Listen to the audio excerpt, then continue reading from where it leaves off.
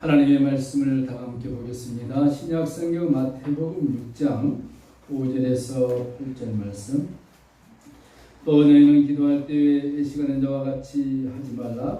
그들은 사람에게 보이려고 회당과 큰 거리 여기에 서서 기도하기를 좋아하느니라. 내가 진실로 너희에게 이르노니 그들은 자기 상을 이미 받았느니라. 너는 기도할 때 내 골방에 들어가 문을 닫고 은밀한 중에 계신 내 아버지께 기도하라. 은밀한 중에 보시는 내 아버지께서 갚으시리라. 또 기도할 때 이방인과 같이 중언부언하지 말라. 그들은 말을 많이 하여야 들으실 줄 생각하느니라. 그러므로 그들을 본받지 말라. 구하기 전에 너희에게 있어야 할 것을 하나님 너희 아버지께서 아시느니라. 아멘. 오늘은 기도에 관한 예수님의 교훈에 대해서 우리가 몇 가지를 살펴보면서 우리가 모두가 기도하고 있는데, 기도함으로 하나님 은혜가 우리 가운데 풍성하게 임하시기를 축복합니다. 우리가 그림들을 많이 좋아하시죠? 특별히 성화라, 거룩한 그림이라 해서 우리 마음을 감동시키는 그림들이 있습니다. 그 그림의 배경들을 좀 이해해 보면은 그림 우리에게 큰 교훈을 주는 것을 볼 수 있는데, 어느 날 한 마을에 두 소년이 살았습니다. 소년이 그림 그리기를 좋아했어요. 마당에다가 돌 가지고 나무대 가지고 그림을 그리는데 아주 재능이 뛰어났다고 합니다.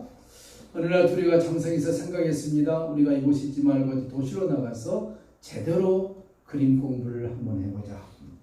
그래서 둘이 가지고 투기해가지고 집을 나와서 도시로 가서 그림 공부를 하는데, 돈이 없으니까 둘이 똑같이 그림 학원에 다녀서 공부할 수 없는 상황이어서 한 소년이 말합니다. 내가 식당에 가서 열심히 일을 해가지고 돈을 벌어서 네가 그림 공부할 수 있도록 도와줄 테니 열심히 공부해라. 그리고 네가 나중에 열심히 하고 나서 훌륭한 화가가 되면은 그 다음에 나를 도와줘라. 그 다음에 내가 훌륭한 화가가 되겠다. 그렇게 마음을 서로 다짐하고 드디어 그 나이 어린, 1살 어린 그 친구가 학원에 등록해서 열심히 그림을 그렸는데 너무나 재능이 특이해서 드디어 학원에서도 그 인정을 해가지고 그 사람의 그림이 출두가 돼서 이렇게 팔리고 막 그런 상황이었습니다. 어느 날 그림이 팔려서 너무 기쁘게 돈을 받아가지고 자기를 위해서 학원비도 대주는 친구를 찾아갑니다. 추운 겨울에 저 멀리 기쁜 마음으로 가서 내가 판 그림을 팔아서 맛있는 음식을 사줘야 되겠다. 식당에 가서 창문을 보니까 친구의 모습이 보입니다. 너무나 감격스럽죠. 근데 친구가 식당 무릎 바닥에 앉아서 손을 모아서 기도합니다. 기도한 내용이 뭐냐면, 하나님, 저는 이제 힘들고 심한 식당 일을 했기 때문에 뼈가 굳어져서 더 이상 그림을 그릴 수가 없습니다. 대신 제 친구는 더 유명한 화가가 되게 해주시옵소서. 간절히 그 기도하는 소리를 이 창밖에서 소년이 들으면서 눈물을 흘리면서 그 모습이 너무 아름다워서 그림을 그렸는데, 우리가 잘 아는 알버트 디러라는 사람이 그린 기도하는 이 손이랍니다.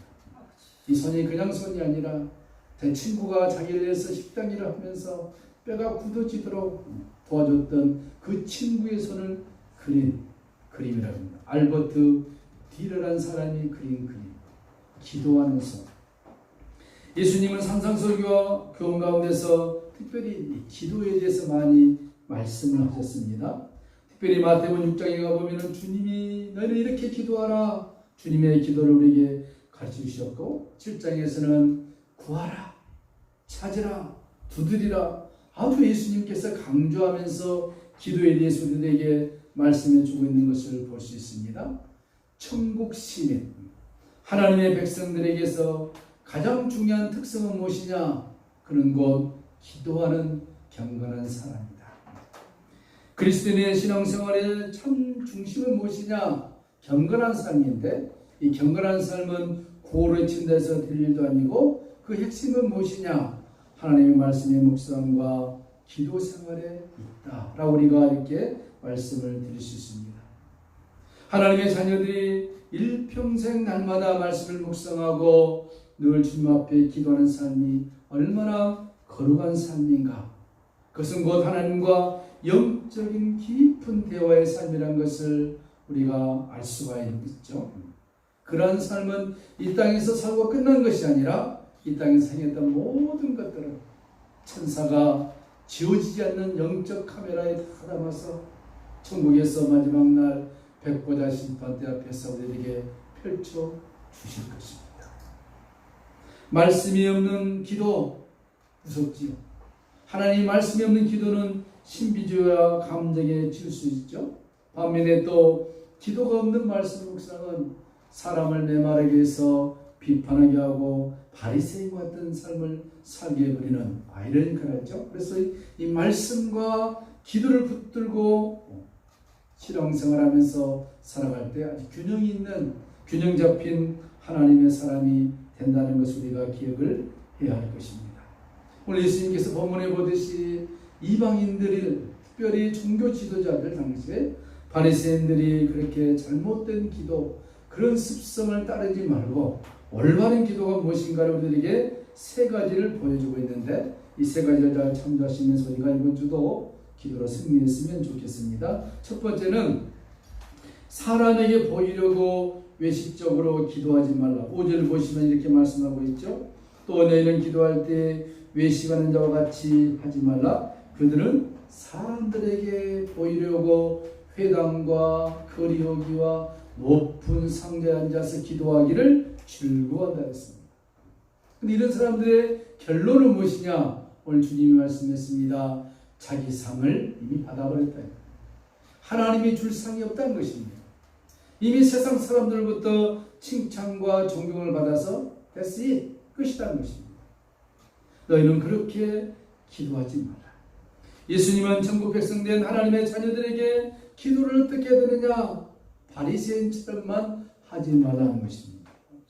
바리새인들이 누굽니까? 당시에 자기들의 기도를 많이 한다고, 기도를 유창하게 한다고 아주 자랑하면서 사람들 앞에 기도했습니다. 바리새인들은 하나님 앞에 은밀하게 기도하기를 즐거워하지 아니했습니다. 사람들이 많이 모여있는 시장거리나 아니면 중심가나 거기 서서 실제로 그랬답니다. 이런 돋보 같은 게 있고 사람이 많이 모이면 손을 높이 들여서 여호와여 나의 기도를 들어주소서. 그러면 지나가는 사람이 깜짝 놀라가지고 기도하는 거예요. 쳐다보고 있죠. 그런 기도. 또 바리새인들은 일주일에 2번씩 금식하면서 기도했습니다. 그들은 큰 소리로 사람들의 귀청이 떠나갈 정도로 소리 지르면서 기도했다고 했습니다. 예수님이 그 모습을 봅니다. 예수님이 그들의 기도하는 중심을 본 것입니다. 형식적이고 외식적인 기도. 요즘 여러분 우리가 또 가을철 돌아오죠. 라마단, 이슬람, 저기 사우디에 모여서 메카를 향해서 수만 명들이 모여서 기도하는 그 모습들, 외식하는 기도인 것입니다. 예수님은 우리들에게 형식에 구애받지 말고 외식에 구애받지 말고 하나님 앞에 너의 마음을 토하라는 것입니다. 너 예수께 조용히 나가 네 마음을 쏟아넣어라. 그리스도의 기도는 하나님 아버지와의 영적인 대화인 것입니다. 때로는 형식도 필요합니다. 공예회 때는 형식이 필요하죠. 그러나 개인과 하나님 앞에 개인적 기도할 때는 형식이 뭐 필요 있습니까?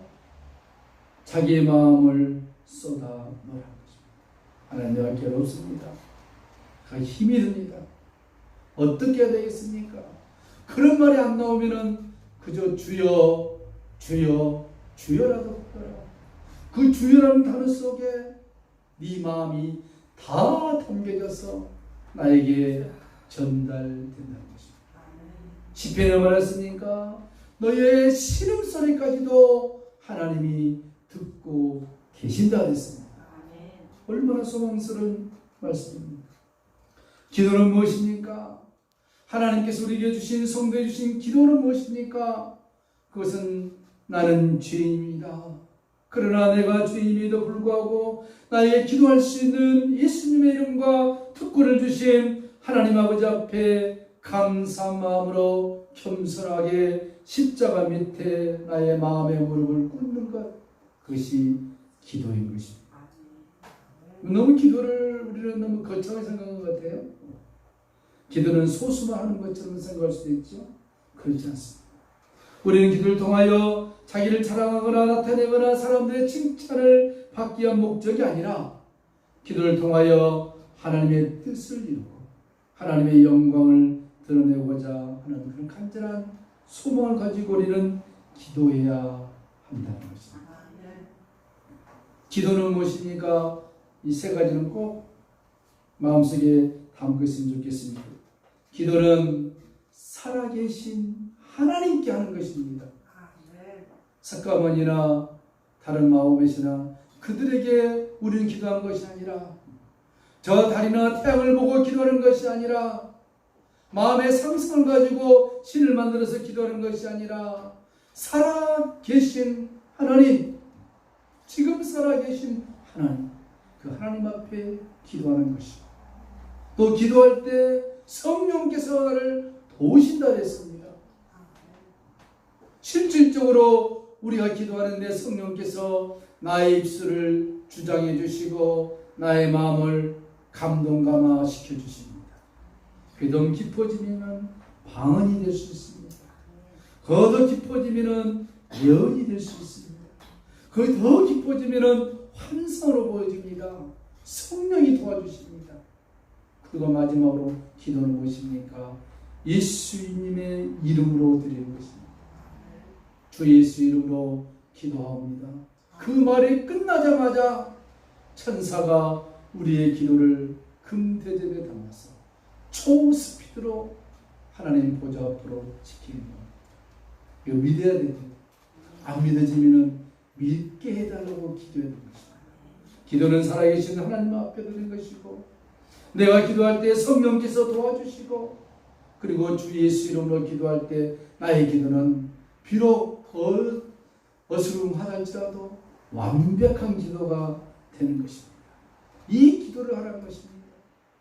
바리새인들처럼 화려한 옷을 입고 사람들이 많이 모인 곳에서 목청 터지라고 기도하는 그런 기도가 아니라 정말로 은밀하게 살아계신 하나님 앞에 성령의 은혜를 간구하면서 예수 이름으로 기도하면 너희 기도는 아주 퍼펙트한 기도다 라고 주님이 우리에게 말씀해 주십니다. 이 기도는 하나님께만 드리는 기도입니다. 하나님 아버지만 아시는 기도입니다. 세상 사람들에게 보이려 하는 기도가 결코 아닌 것입니다. 오늘 예수님은 본문에서 두 번째 말씀하십니다. 어떻게 기도합니까? 6절에 in secret, 은밀하게 기도하라. 예수님은 하나님의 자녀들이 기도할 때 자기를 나타내거나 자랑하지 말 것과 이방인들처럼 의미와 목적도 없이 중언부언하지 말라 그랬습니다. 중언부언은 무엇입니까? 이방 신도들이 기도 시간에 자기들은 섬기는 신의 이름을 부르면서 막 기도하는 거예요. 제가 고등학교 3학년 때 저 1층에 남녀 호랑교 믿는 사람들이 있었습니다. 고등학교 3학년이면 우리 때는 이제 학력고사인데 공부할 때 얼마나 이게 신경이 예민합니까? 그런데 11시 55분만 되면은 밑에 소리가 올라. 너무 거슬립니다. 무슨 기도하는지 아십니까?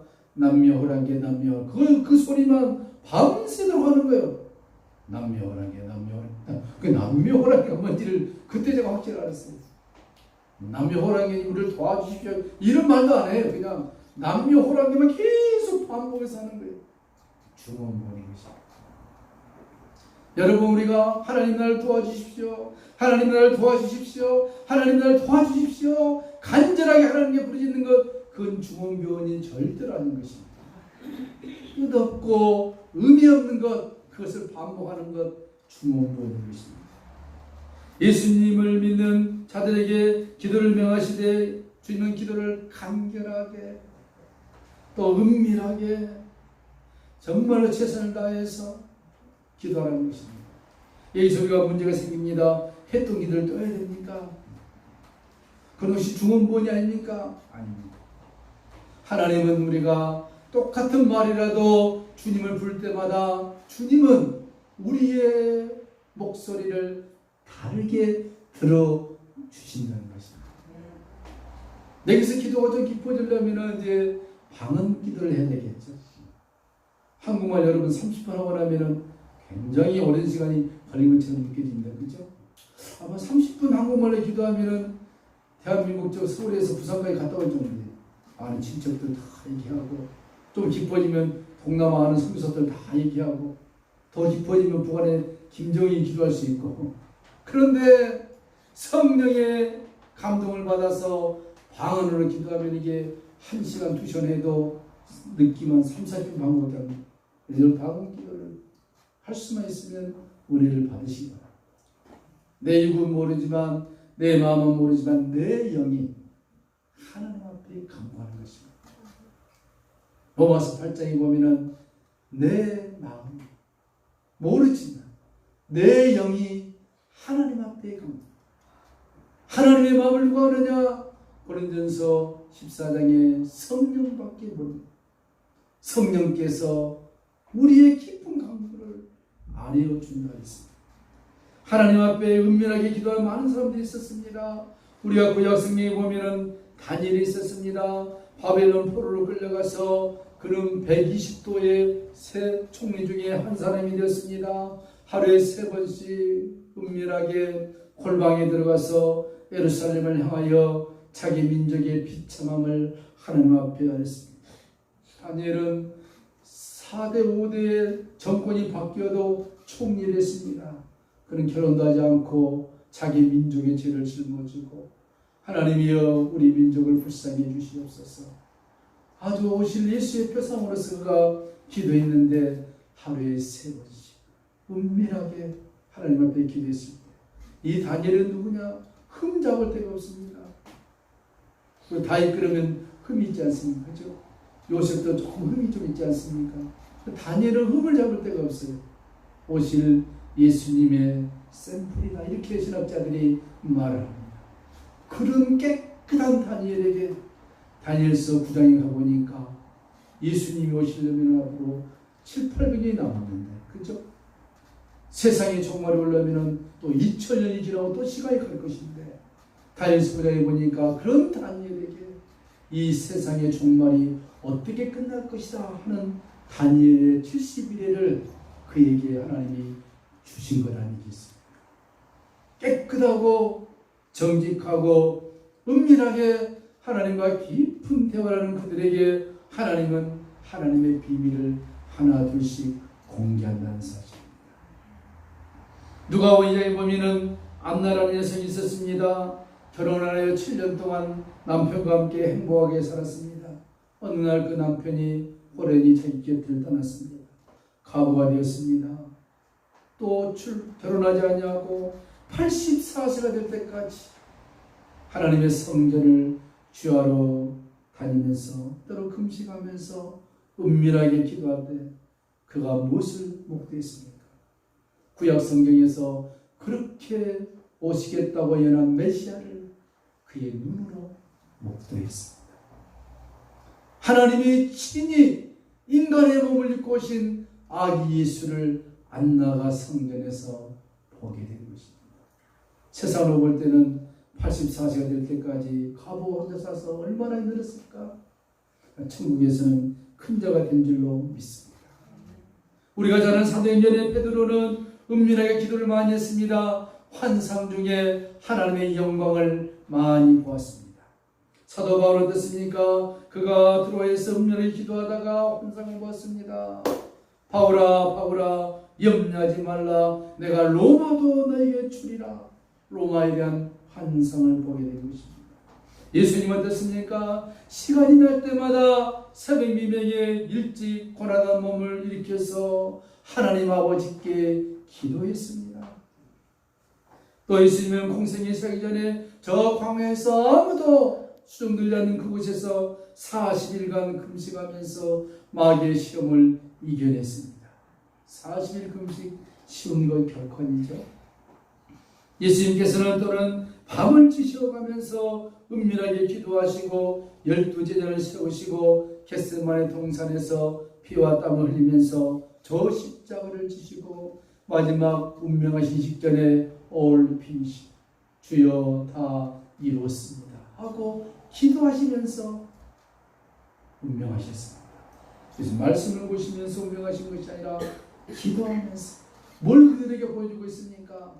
그리스도인에 있어서 기도가 없이는 아무것도 안 된다는 것을 강조하셨음에도 불구하고 우리 교회와 우리 자신들은 기도 없이도 얼마든지 살 수 있다. 이 잘못된 신앙에 우리가 잡혀있는 것 아니겠습니까?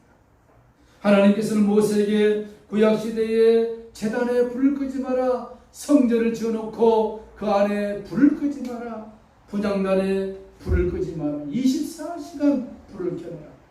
무슨 의미입니까? 이 불은 기도의 불인 것입니다. 예수님은 말씀했습니다. 예수님의 재림이 가까울수록 깨어 근신하며 기도하라 했습니다. 무시로 성령 안에서 기도하라. 내가 다시 말하노니 기도하라. 바울도 그렇게 말씀했습니다. 은밀하게 기도하는 것입니다. 장소도 중요하지만 내 마음의 은밀한 곳에서 하나님 앞에 기도할 때 하나님이 들으시고 우리들에게 응답해 주신다고 산상수훈 예수님께서 직접 말씀하신 것입니다. 마지막으로 오늘 주님이 이렇게 말씀했습니다. 너희들이 하나님께 기도하기 전에 네 마음의 소원을 아내기 전에 너희 하나님이 이미 다 알고 있다. 그럼에도 기도하라는 것입니다. 우리 그러죠? 하나님 다 아는데 뭐 기도할 필요가 뭐가 있어? 그럼에도 기도하라.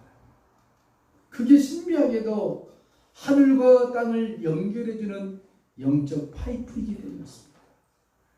육신이 살려면 우리가 호흡을 해야 살듯이 영혼이 살려면 이 기도라는 영적 호흡 라인이 끊어지지 않아야 되는 것입니다.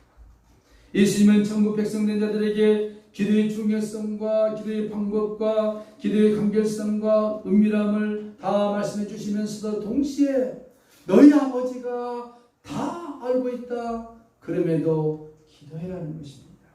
왜? 기도하지 않냐면 하나님께서 주고 싶어도 줄 수 없는 이 참 신비로운 비밀인 것이죠.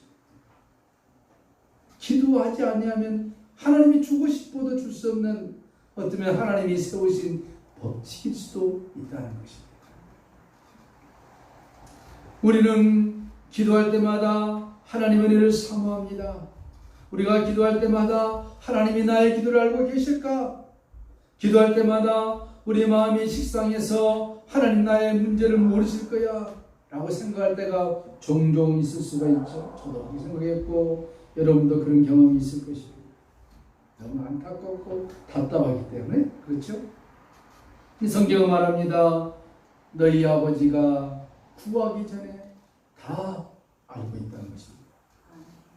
여러분 때문에 기도하기가 힘들 때가 있습니다. 마음이 무너질 때, 마음이 식상할 때, 화가 났을 때, 그때 우리는 무엇을 의지해야 됩니까? 성령 하나님을 의지해야 되는 것이죠. 로마서 8장 26절에 이와 같이 어떤 방금 말씀드린 그런 환경, 성령도 우리의 약함을 도우신다 했습니다. 그럼 뭘 기도해야 될까? 마땅히 빌바를 알지 못했을 때 성령께서 친히 탄식하심으로, 성령이 탄식하신다. 변경한 말이죠, 그죠? 성령이 탄식하심으로 나를 위하여 친히 강구해 주신다 했습니다. 그뿐입니까? 이미 부활하시고 승천하셔서 하나님 보좌 우편에 계신 예수님께서 우리들을 위하여 대제사장으로서 친히 중보하며 기도해 주고 있다는 사실입니다. 너무 엄청나서 받아들이기 힘드십니까? 사실 누구를 위해서요? 온 우주를 위해서, 한국가를 위해서, 왕을 위해서, 교회를 위해서, 지금 앉아있는 가장 연약한 나를 위해서 예수님께서 중보 기도해 주고 있다. 비밀입니다. 그 정도로 주님이 우리를 사랑하신다 했습니다. 로마서 8장에 보면 누가 정죄하리요? 죽으실 뿐만 아니라 다시 살아나신 이는 그리스도 예수시니 그는 하나님 우편에 계신 자여 우리를 위하여 간구해 주신다. 기도해 준단 말이죠. 여러분, 예수님이 나를 위하여 중보 기도해 주신다. 그뿐만 아니라 또 안전장치로 성령께서 나를 위하여 간구해 주신다. 이런 큰 축복을 받고 있는 저와 여러분들이 기도를 게을리할 필요가 어디 있습니까? 기도할 때마다 하나님 우리에게 응답을 주시고, 기도할 때마다 우리의 기도가 하나님 나라에 쌓여지고, 그 분량이 차면은 우리가 상상할 수 없는 그 복을 주신다고 약속했습니다. 윌리엄 캐리라는 손이 있었습니다. 그는 가난한 가정에서 태어났습니다. 그 하는 일은 구두 수선공이었습니다. 초등학교도 못 나오니까 구두방에 가서 수선공으로 일을 하는 거죠. 그는 어려서부터 예수님을 믿었습니다. 그는 늘 기도하기를 기뻐했습니다.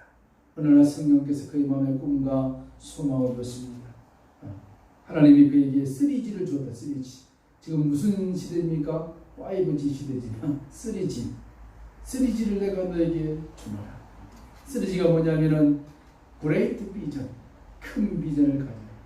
Great Prayer, 아주 큰 기도를 해라. Great Expect, 크게 기도해라. 3G. 기억되시죠? Great. 우리 교회 이름이 Great Nation, Great Nation, 큰 민족. 그러죠?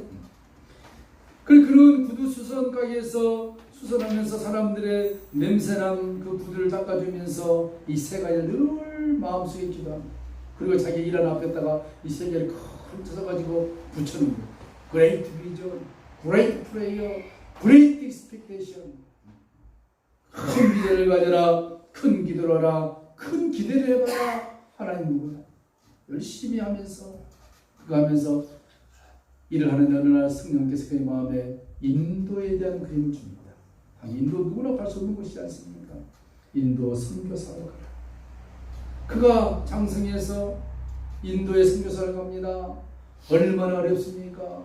자기를 죽이려고 3번이나 그냥 암살단이 찾아오고 고통과 고난 속에서, 그럼에도 불구하고 인도 선교사의 최초의 아버지가 윌리엄 캐리인 것입니다. 어느 날 유명한 영국의 위대한 선교사 저드슨이 윌리엄 캐리를 1812년에 방문합니다. 둘이 대화를 나누면서 윌리엄 캐리 선교사님, 당신이 이런 고통 속에서, 이런 죽음의 와중에서 어떻게 인도의 선교를 성공적으로 이끌 수가 있었습니까? 그때 윌리엄 캐리가 뭐 말하지 않고 저드슨 선교사의 손을 이끌고 조그만 방으로 들어갑니다. 이곳이 비밀의 장소입니다. 그에 가봤더니 강석들이 다 떨어집니다. 나는 매일 이곳에서 새벽 5시에 일어나서 1시간 동안 하나님 앞에 나의 마음을 토합니다. 그리고 하나님 앞에 간구합니다. 그리고 돌아와서 모든 일정을 마치고 저녁이 되면 밥을 먹고 이 자리에서 내가 주님 앞에 또 기도합니다. 내가 인도를 성공적으로 선교할 수 있는 유일한 길은 기도였습니다. 하나님 나에게 기도하랬습니다. 아무런 힘이 없습니다. 나를 선교사로 도와줄 재력가도 없었습니다. 단지 주님이 가라 해서 인도에 왔고, 많은 고난과 생명의 역을 3번이나 느꼈지만 그때마다 하나님이 나로 하여금 기도하라 하셔서 기도했습니다. 사랑하는 성도 여러분, 오늘 예수님이 마태복음 6장에 직접 말씀했습니다. 너희는 이렇게 기도하라. 사람들에게 보이려고 기도하지 말고 은밀하게 기도하고, 네가 구하기 전에 하나님이 다 하신다. 그럼에도 기도해봐라. 때가 되면 하나님이 너에게 놀라운 축복으로 인도해 주실 것이다. 찬송하시겠습니다. 303장.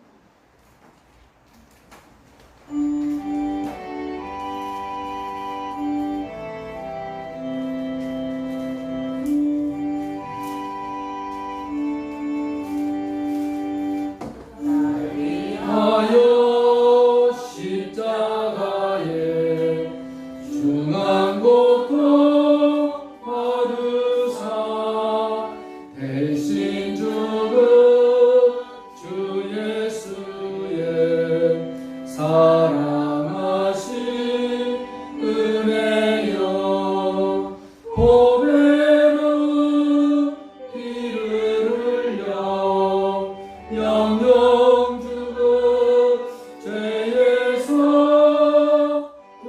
거룩하고